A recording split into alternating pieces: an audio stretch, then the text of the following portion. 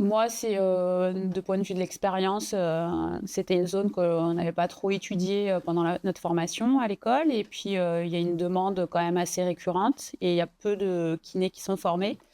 Du coup, voilà, ça a commencé un peu par curiosité, par une petite formation comme ça. Et finalement, ça m'a plu et je me suis rendu compte que dans ma pratique, il manquait quand même pas mal d'éléments et j'ai complété par cette formation. Voilà. Et toi, Ulysse?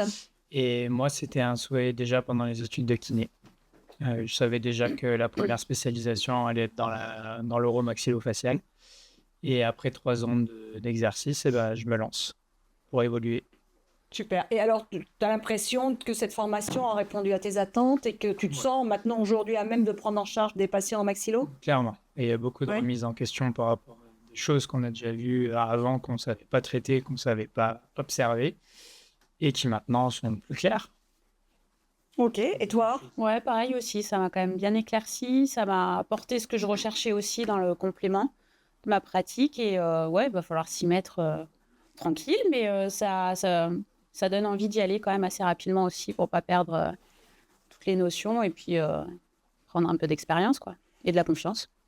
Effectivement, on a, avec Frédéric, on a bâti une formation en 2 temps, avec une première partie très axée sur l'anatomie, la physiologie, qui permet à nos stagiaires d'abord de se familiariser à tout le vocabulaire de la maxillo et se familiariser aussi avec cette géographie à laquelle nos études nous familiarisent pas vraiment.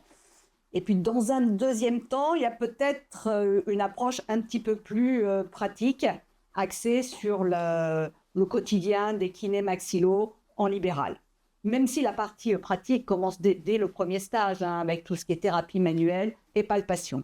Voilà, donc je pense que là, on arrive quand même à une formation euh, globale qui est très complète, plutôt satisfaisante, et qui permet à nos stagiaires de démarrer immédiatement la prise en charge des patients en maxillo.